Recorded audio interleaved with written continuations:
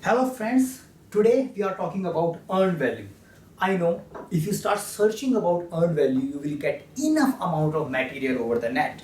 So many YouTube videos are made on it and good amount of blogs, presentations are available on this particular topic. Still, people keep asking about earned value and keep getting confused about the earned value. So here it's my try to make your concepts related to earned value crystal clear. So I hope this video should help you in demystifying all the earned value related terms and calculations.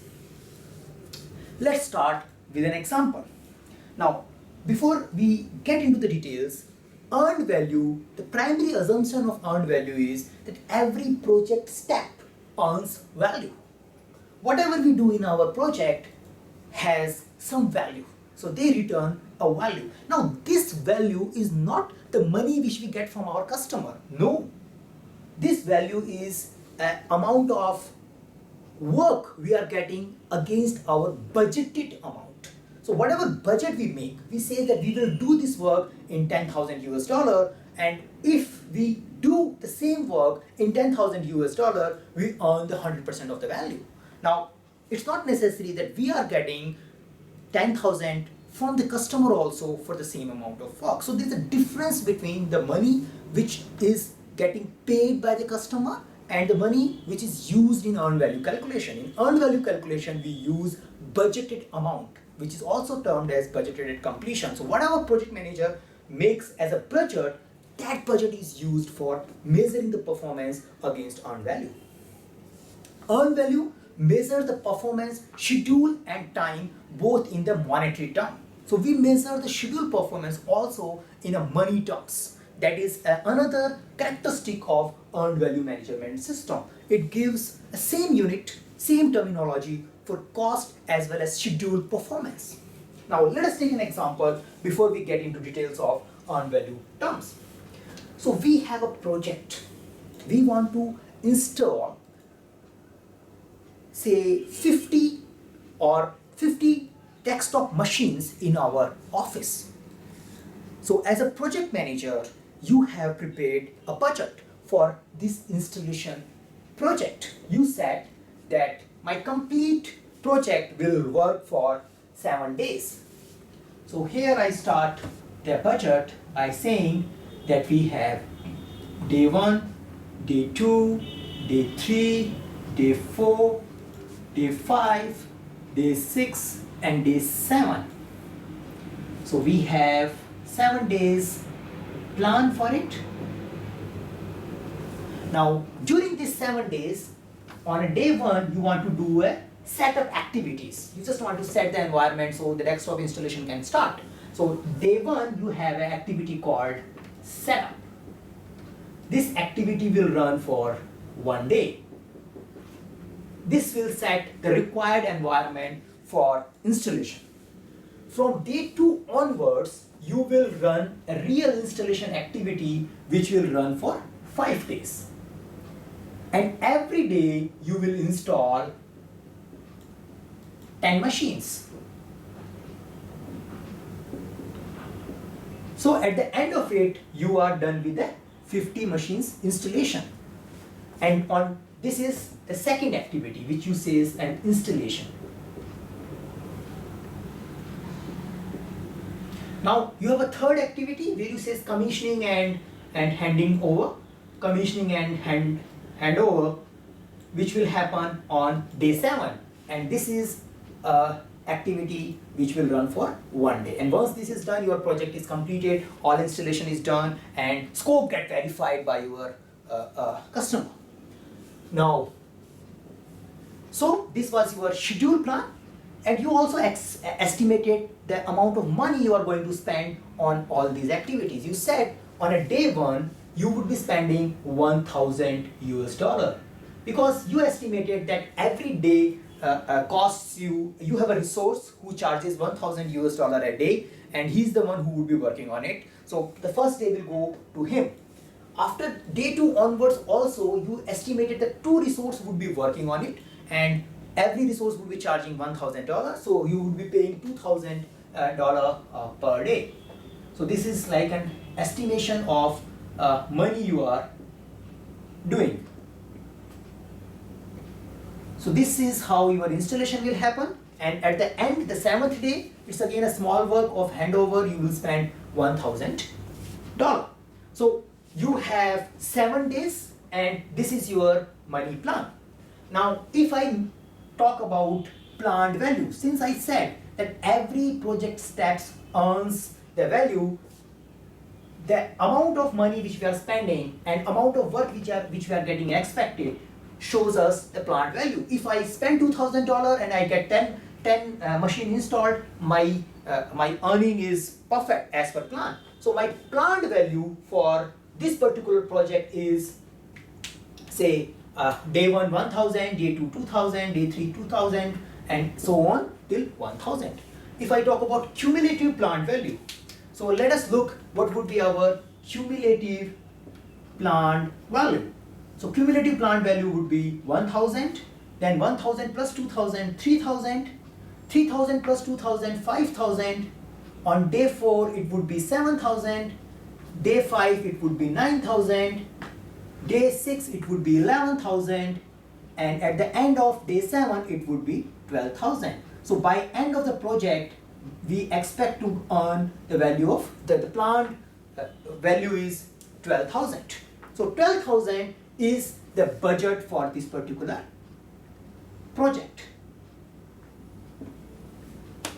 Now, the same information can be depicted in the earned value curve or a S curve, which we usually see in various earned value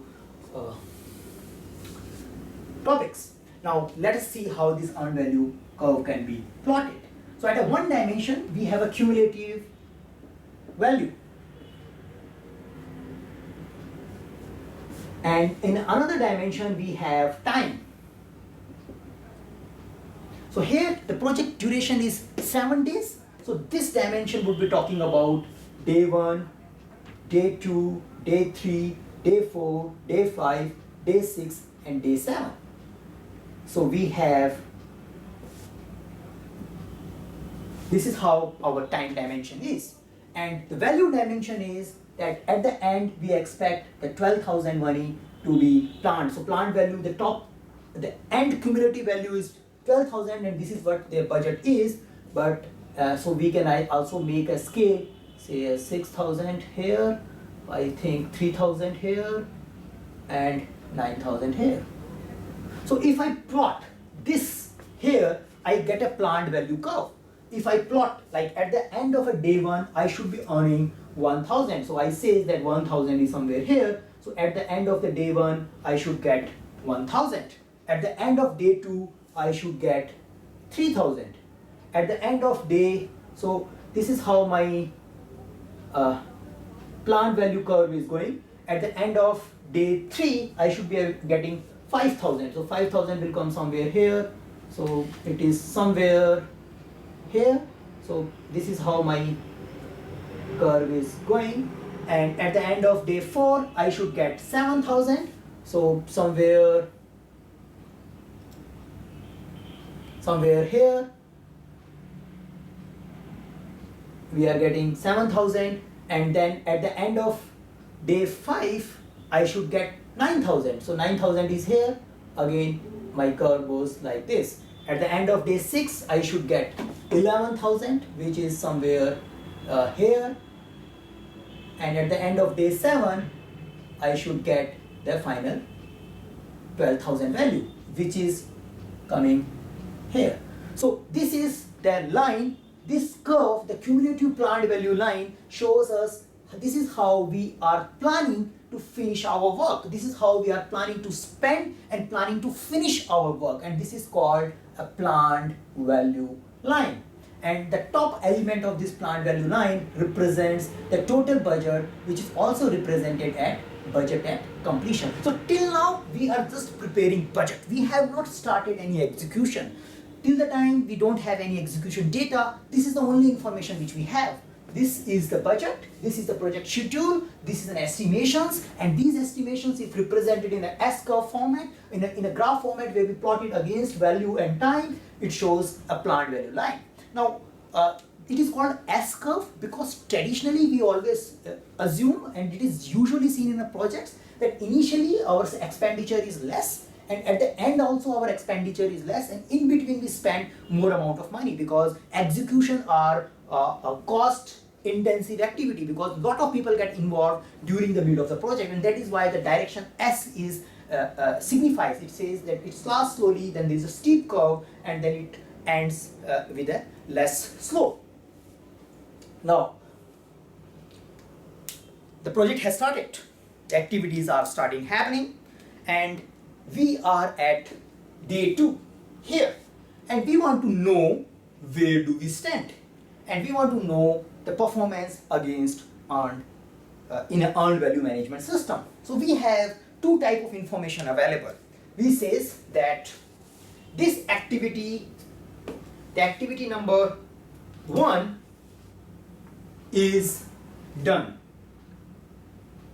So 100% done. The activity number 2, which was expected to be finished 20% of this on day 2, but we were only able to install 5 machines. So rather than installing 10 machines, because of various reasons, we could only install 5 machines. So we have finished 50% of day 2 work. Now, if we take this status and we say what is the earning, like earned value is the value of work completed in the budgeted term.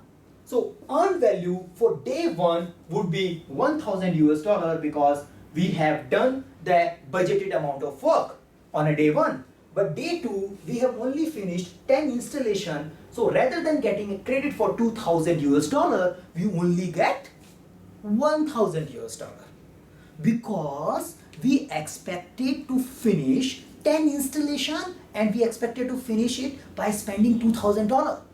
But since we have only installed 5 installation, we only get 50% of the credit for earned value. So we get 1,000 here. If I talk about cumulative value at this particular point of time, my cumulative earned value is 2,000. So earned value is a value, a budgeted value of amount of work which has been completed at this particular point of time. We are talking about day 2. Now, this we were discussing only budget and what has been completed. We are not, till now we were not talking about what we have spent. We said that we had a budget and this is the amount of work we have completed, but now let us talk how much we have really spent. And we realized that we could not get a person of $1,000 a day, and here in the initial 2 days we end up spending or hiring an $1,100 a day guy, and our expenses are 10% more. So on a day 1 we says that here we talk about actual cost spending, what we have spent. Now on a day 1 we spent $1,100. On a day 2, rather than 2,000, we hired 2 people. We hired 2 people and paid $2,200 to them. So our expense by end of cumulative expense by end of day 2 is 3,300. We spent 3,300. Now, by this point, we know 3 things. If you talk about terminologies, we know planned value. Planned value comes from the budget directly. It is directly coming from the plan. It has nothing to do with an execution. It says this is what I wanted to do, and here the cumulative planned value after day 2 is 3,000. So this is what is represented here. So this is a planned value. Here planned value is 3,000. This is what we expect after day 2. We should get $3,000 work done. The second terminology is earned value. Earned value represent what is the real amount of work you have done till now. So in this particular case, our earned value is 2000, so somewhere here. So for at the end of day 2, we have done with the work of 2000 US dollar, not the 3000 one. And how much money have we spent? We spent 3,300. So this is a small variance somewhere here, and says that we have spent the 3,300. Now this is called actual cost. This is called earned value, and this is called planned value. Now we need to understand the different type of variances. The difference between an actual cost and earned value is called cost variance. So whenever we calculate variance, we calculate against earned value, and this is called cost variance. And if you want to talk about schedule variance, difference between a planned value and earned value is called schedule variance. Now if you look it in a formula term, the cost variance is earned value minus actual cost. Schedule variance is earned value minus planned value. Now if we have a positive variance, it is good. Why? Because positive shows that we have earned more. So we want to have high earned value. If we have a positive variance, it represents your earned value is high. If you have a negative variance, it represents that your earned value is less than actual cost or a planned value. In our case, for example, our cost variance is, our earned value is 2000, our actual cost is 3,300, and our variance is minus 1,300. And our schedule variance in our case is 2000 minus 3000 is equals to 1000, minus 1000. So our case is negative. So if we have higher or positive earned value number, we get positive variances, which are good. Now these variances or the performance, so what are we doing? We are measuring the performance of our project on day 2 by using earned value management, earned value methods. Now the variance gives us a one indicator. There is another indicator which gives a number in a form of index. So we have a term called cost performance index, and we have a term called schedule performance index. Now the cost performance index tells us what we get of every dollar we are spending. If we get $1 by spending $1, we are good. So our cost performance index becomes 1. In a formula term, it is earned value divided by actual cost, means we earn same amount of money by spending the same. If it is less than 1, it represents that we are spending more than what we are getting in return. So our spending, if it is less than 1, it means that if it is, for example, 0.9, it represents that we only get 90 cents of after spending $1. So we are getting a 90 cents of work done after spending of $1. Now in our case, if we talk about our expenditure, we will get earned values 2000 divided by 3,300. So something like 20 divided by 3. So this is our cost performance index. Now schedule performance index is earned value divided by actual cost, which is end value divided by planned value, which is in our case 2000 divided by 3000 is equal to 2 by 3. Now these indexes represents that how well we are doing in our schedule or a cost wise. So if you look these numbers, our CPI looks like 0.6 and our schedule performance index looks like 0.66, means we are behind schedule. The schedule performance index represents how well we are doing against time, and cost performance index shows how well we are doing against cost. So we are 60%, like we are only getting 60 cents out of our $1 spending if we look at our cost performance. Now, by this time, we have seen out of the 12 terms of earned value, we have seen cost variance, schedule variance, cost performance index, and schedule performance index. So these are the 4 terms which we have got a familiarity with, and we also know these 3 terms, which is earned value, planned value, and actual cost. And the one term which represents the cumulative planned value is called budget at completion, which is a total budget for the project. Now, till this particular point of time, we were just looking how we are doing now. Now, earned value management system also helps us in projecting how project will progress, or when we would be able to finish the project at how much time. Like it also helps in forecasting. And the forecasting term is called estimate at completion. So how does it happen? Now, since this is our earned value trend, we will say, okay, if things goes like this, we are expecting that to reach the 12,000 value, we will reach somewhere here, for example. So we will take this much time, which would be 8 or 9 days, to earn the value of 12,000.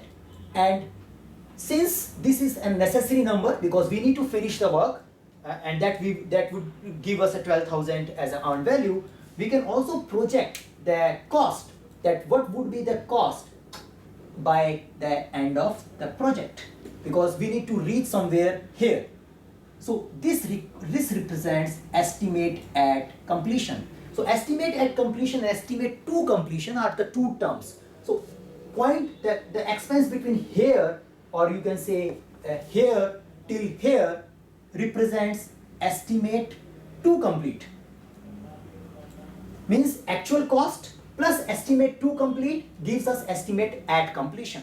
Estimate at completion takes care of what would be the total budget after, what do we see as a total budget for this project at this particular moment.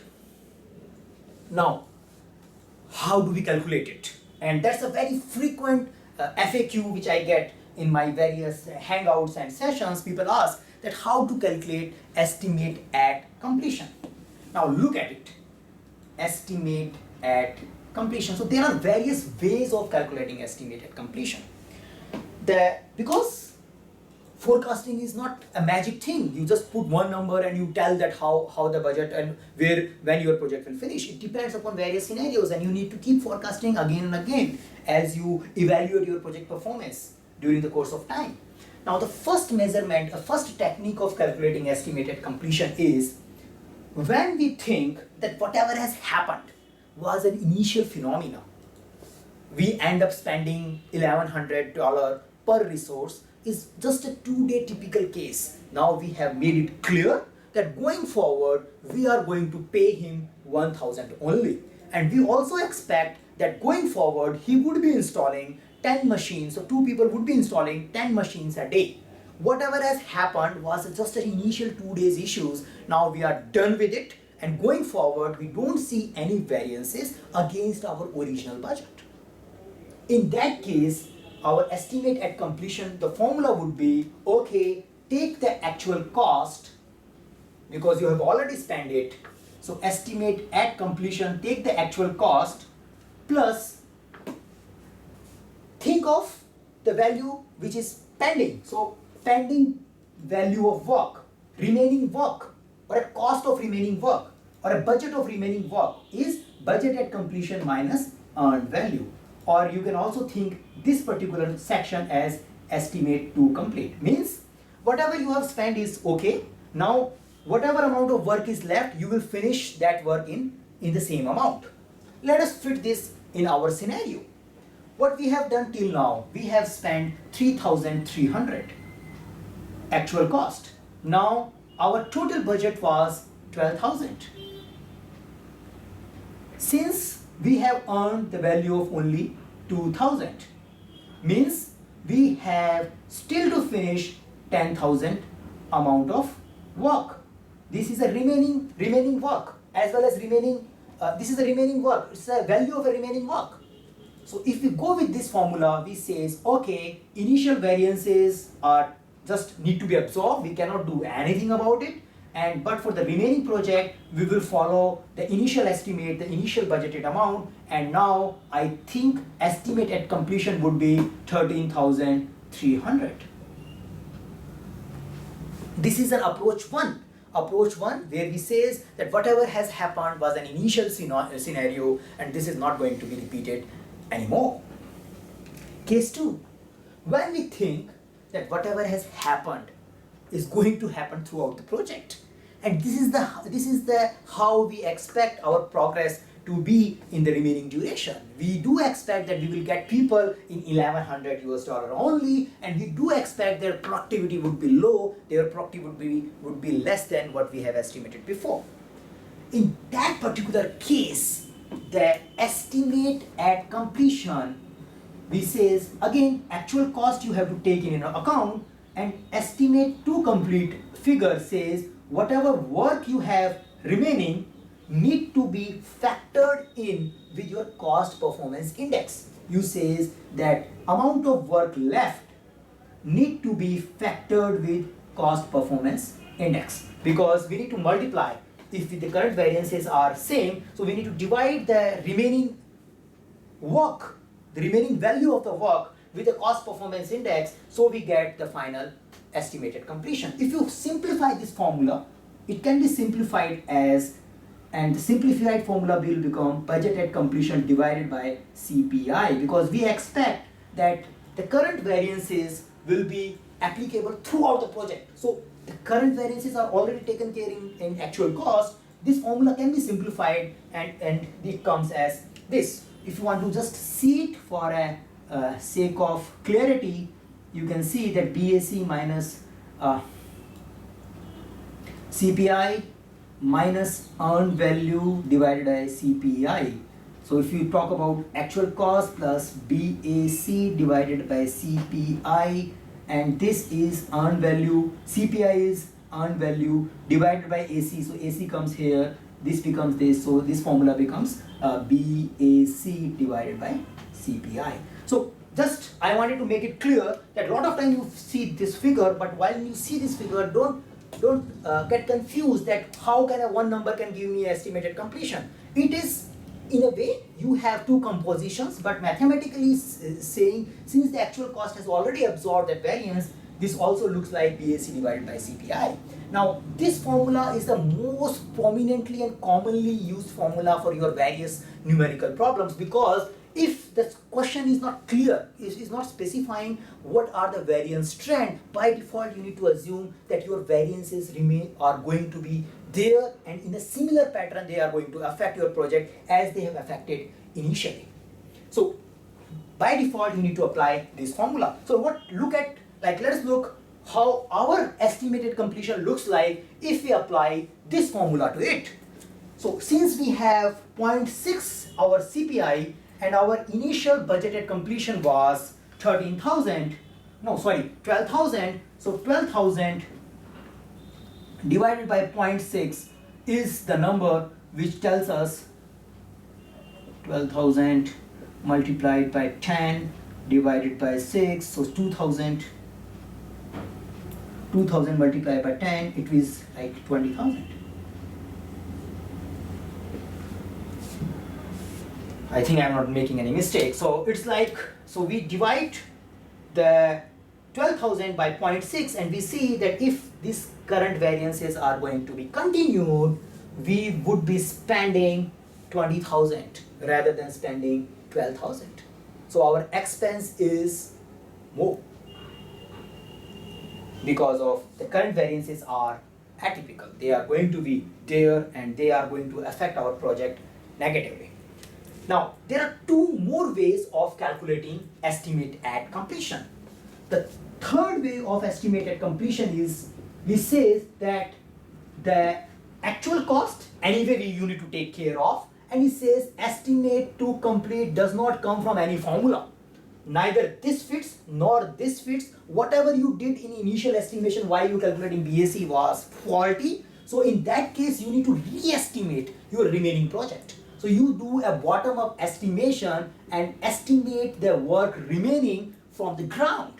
And that gives you an estimated completion. And this is a formula, this is a case which you have to use when your initial estimates were very long, or situation has been changed since you started your project. And you don't rely, neither you say the trends are atypical, or nor you can say that they are similar way they are going to affect your project. You say that I need to relook, I need to take a stock of the situation and tell how my project is looking like ahead. So this is a third scenario. So we had one formula, second formula, and third formula, and then we have a fourth formula which is very rarely used. And this formula talks about, which is similar like formula number 2, but here in a formula number 2 we were only considering cost performance index. In formula number 4 we also consider a schedule performance index, and this formula is important to be used when the schedule performance is also important for the project progress. Now this formula talks about estimate at completion is equal to same like actual cost plus BAC minus earned value, which is a cost or a budget of a remaining value of a remaining work divided by CPI multiplied by SPI. Now we can give a factors, we can give a ratio, that how much weight we want to give to a CPI and how much weight we want to give you to a SPI. For example, we can say that 0.8 would be a weight for CPI and 0.2 would be a weight for SPI. So we give a weightage factor. So there will be a weightage number which gives a weightage to a CPI and SPI, and on the basis of that weightage we identify the value of remaining the budget for the remaining work. Now these weightage should be governed by your project management plan. There is no direct recommendation for which weightage you should use. As a project manager has to decide on the basis of expert judgment, on the basis of your historical information, on the basis of your cost management plan, and take the required weightage. So these are formulas which helps us in projecting the end budget. So estimate at completion. So this is a forecasting number where we forecast that where are we going to finish this particular project. Now there is another term called a final term called to complete performance index. Now to complete performance index is to TCPI. So to complete performance index is work remaining divided by fund remaining. Now what does it mean? It's like an asking run rate. So if you want to finish your remaining work within the given budget or within the given fund, what would be the dollar performance you want to get out of every dollar? So if you have a to complete performance index which is more than 1, it means by spending every dollar you should get more than $1 work in return, then only you can meet your performance guidelines. So if you have a target, for example, you know that project has to be finished in 200, say in this particular case 15,000 US dollar, whatever the reason is. And now in order to achieve that 15,000 US dollar, what kind of cost performance CPI you need to follow in a remaining duration so you can achieve the target of 15,000. So to complete performance index is the future, it's a target cost performance rate in order to achieve the work in a given amount of funds. Now the formula is simple and bit confusing as well. Work remaining, we have been seeing the formula for work remaining is BAC minus earned value, because this was the total work and this has been done. So work remaining will be always this. Earned value is the work which you have done, and the original work was represented as a BAC. Now fund remaining could be BAC minus actual cost if you have original budget, or estimate at completion minus actual cost. So whatever you have spent and whatever you are authorized to spend, the difference between these two represents the fund remaining. So if you have budget at completion as a fund limit, then you need to calculate it on the basis of budget at completion. If you have a new estimate which has been done and agreed by the stakeholders, then you need to calculate it on the basis of estimated completion. And here a lot of people get confused. So how to judge that when should we use BAC and when should we use EAC when we are calculating two complete performance index? If you have EAC available, you have to use that. That's simple, because having EAC available or given in a question shows that it has been agreed with the stakeholders. So you can say that this is an estimated completion and this represents the fund which I have for my project. But work remaining is always, you have a simple formula for calculating work remaining, which is always coming from BAC minus actual cost. The fund remaining, either it is BAC minus actual cost if you don't have estimated completion, and if you have estimation at completion, then you use estimated completion minus actual cost. And that is how your TCPI is calculated. If you have a TCPI more than 1, it is aggressive target. So you need to get more work out of your every dollar. And if it is less than 1, means it is good. You have more money than you need. Like you are work-wise, you are doing good. So your cost performance index can remain a bit lower than 1 and still you achieve your cost targets.